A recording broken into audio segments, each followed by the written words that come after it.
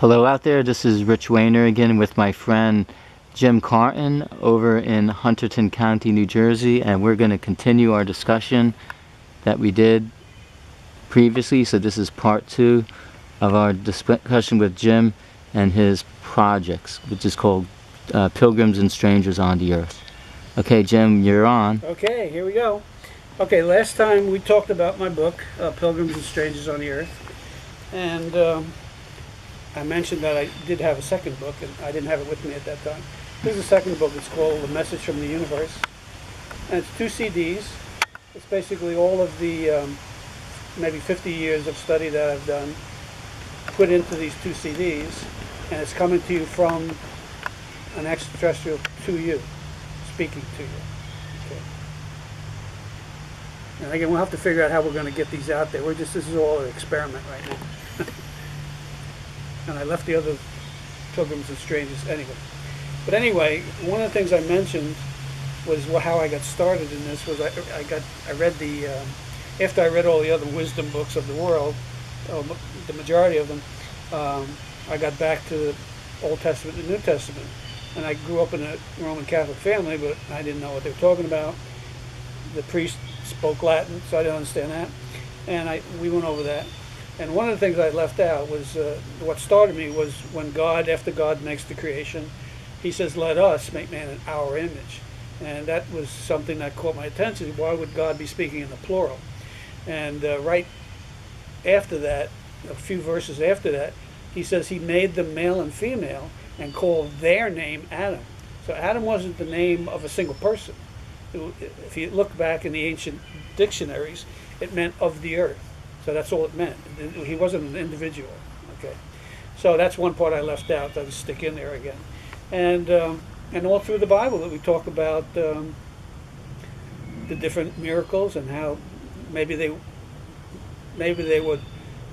What most people would say is, oh, it happened because that's the way God did it, and that's the end of the story. But there's more to it than that. And for instance, I had a copy of this made. This is the Ark of the Covenant. Now, in Exodus, which is really good, how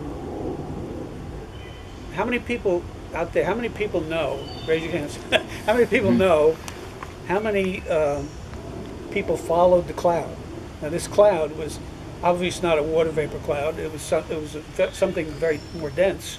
And as you go through the Bible, they say as they see it closer and closer, this cloud, they say it was very dense, and is obviously more solid, and this cloud followed them out into the desert.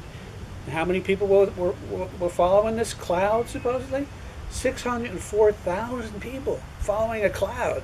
Now, first of all, there's not many clouds out in the desert, and to follow a cloud for 40 years, that's pretty good, But you got to start asking yourself again: is this really true? Is there more to it than this? And I'm not trying to disrespect Bibles or anything like that. I'm just saying, in the 21st century, let's take another look at this, because I think it's got something to say, and maybe it'll make us better people. If we stop looking at it as though it's fantasy and start looking at it as a concrete principle. And that's really why I do this work, is to make religion a concrete principle in everybody's life. And right now, all you really need, you don't need all of these books and everything. You could just take the 10 Commandments. But most people don't see them as the 10 Commandments. They see them as the 10 suggestions. And if you look at it that way, you got to remember, you're not going to follow it very well. A commandment means that thou shalt not kill, thou shalt not steal. And it means a commandment, just like a command from a superior, You do. If it's a suggestion, well, you might do it, you might not. So I think take it seriously and really get on the path, a spiritual path.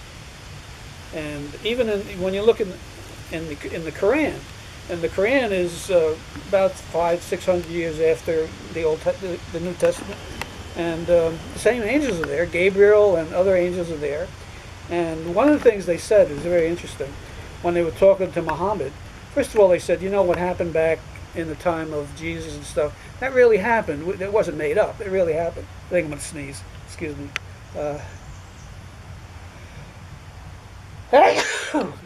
Bless you. Oh, didn't get any on lens, did I? But anyway, Gabriel's talking to Muhammad, And he says to them, what if we, every time we come here, so obviously they've been here before, every time we come to earth, we say to the people, what if we were to give you a religion more enlightened than that of your fathers? And each time the people say, we resist the message you have brought. And the word Satan is from an ancient Arabic word shaitan, which means I resist. And we're still resisting. If we would just take this seriously and say, well, we got to do this as a commandment, not as a suggestion. We got to do this stuff. And I'll just read you a little bit. All through the Quran, the people who were talking to Muhammad, it's always in the plural. We did this. We sent these people to the pharaohs. It almost mimics the Bible. It says here, we sent Moses and his brother Aaron with our signs and clear authority to pharaohs and his nobles. And all through the book, it's we this, we, that's all plural. And it's good. It's a good book. You should read the Quran. It is a book of peace. I don't know where some of these people running around blowing up everything think where they're getting this, but obviously they haven't read this. And you really have to sit down and read it. It is a book of peace. So I know people probably hate me for that, but anyway. So what else can we say? Well, we have a lot of time. Okay. Keep going. So when you get through the Bible, and the first thing that happens when they go out into the desert, these 604,000 people following the cloud, the first thing that happens, the cloud comes down on Mount Sinai. And it's a big deal. It's a lot of fire and smoke and everything happening. And one of the things is that the Lord, and again, the Lord is just a word that's been used throughout history. The Lord is just a powerful person. Okay, may not have been God the Creator, but it was a Lord. And when he came, they saw him come down, and what he did was the first thing he told Moses, tell everybody, don't come near the outside of the perimeter of this cloud, because you'll be killed. Now, why would God be killing people? Why would he have to send Moses down 6 times to tell people not to come near the edge of the cloud?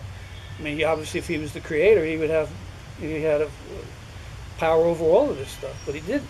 He had to send Moses down, and the last time he said, "Go down and tell the priest not to come near, or else they'll be killed." And so you got to look at that too. What is that all about?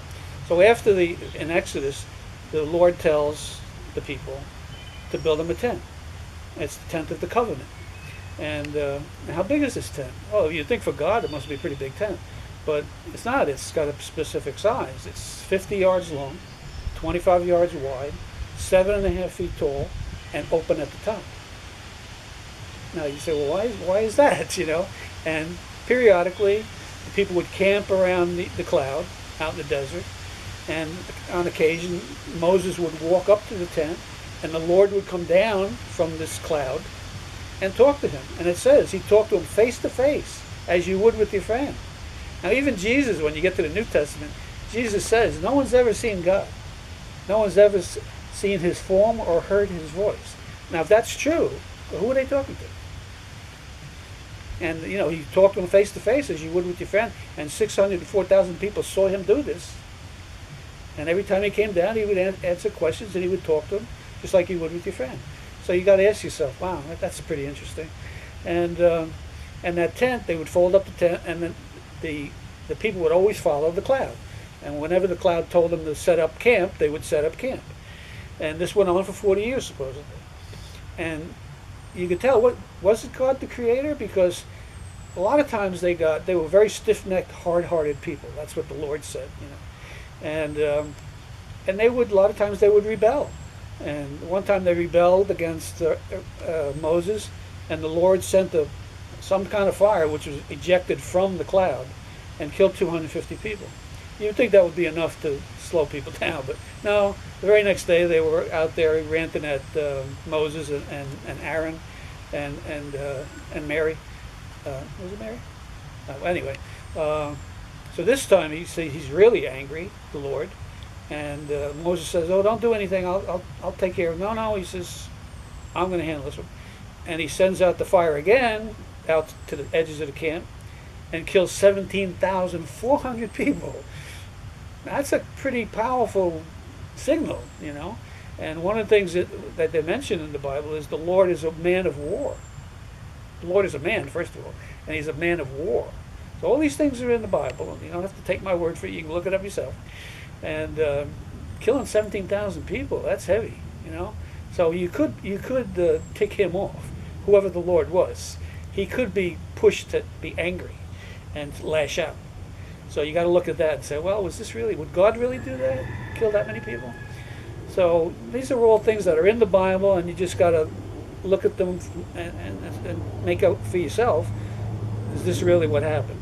You know. And I keep going on, and the other thing they had built was inside the tent of the covenant was the Ark of the Covenant. This is a model of the Ark of the Covenant as we think it looked. And in some of the old dictionaries I have, they show it as being that. And this was probably, because they didn't really have a name for it other than cherubims. They never really defined it. Well, it was probably some kind of antenna, because people could stand in front of this and they could ask questions of the Lord, and sometimes actually see something like a hologram right here between the antenna or between the wings. And so this is supposed to be an exact model, much smaller than the original. And it had a great power. If you touched it in any way, that's why it was carried on poles. If you touched it, you would be killed instantly. So it had some kind of power to it. And it turns out it had a lot of power, not only maybe electrical or electromagnetic, but radiation-wise, because the people that worked in the tent of the covenant, they had to dress a certain way. And the only way that Moses could go into the tent was he had a special garment made, and around the hem of the garment were these bells. And as long as he wore that garment, he could go into the tent and come out without being killed. Now, how did that work? Well, I had an interesting, years ago, before I was even doing this, I had a TV, an early TV that worked on a channel changer. And my brother had a dog, small dachshund, and he would come in and he would take the dog's chain after he let him off the leash, and he'd throw it on the couch, and every time he did that, the channels would change. So I picked up the chain and I went like this, and sure enough, it was changing the channels, just the ringing of the chain. So it seems that looking back at Moses, he wore those bells, and as long as those bells were ringing, he could cut off the power and enter the tent of the covenant without being killed. So that made sense to me. And so this tent of the covenant, it had the 10 Commandments in it supposedly, but it's much more powerful than that.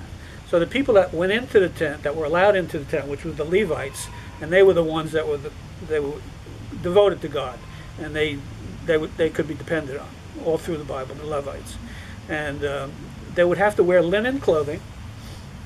They would have to take their regular clothes off, put on this linen clothing, and then also they had to have their hair cut short, and they had to wear a cap over it.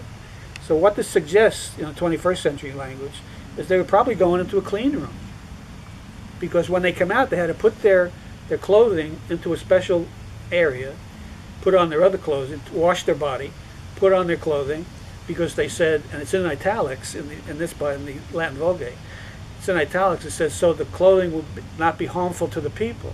Now, how could clothing in those days be harmful to the people unless it was radioactive in some way? And then later on in the Bible, after the Lord disappears for about 450 years, nobody knows where he went, but they said that there was no visible presence of the Lord. And so eventually, in Kings, the Israelites started killing a lot of people in the name of God. And they still had the possession of the Ark of the Covenant, which had a big reputation. And they met with the Philistines, and the Philistines beat them. But then they went and got the Ark of the Covenant, and then they beat the Philistines, and this ended up, the Philistines beat the Israelites, and they got hold of the Ark of the Covenant, which had a big reputation. So people came from all over to see this Ark of the Covenant, and they said,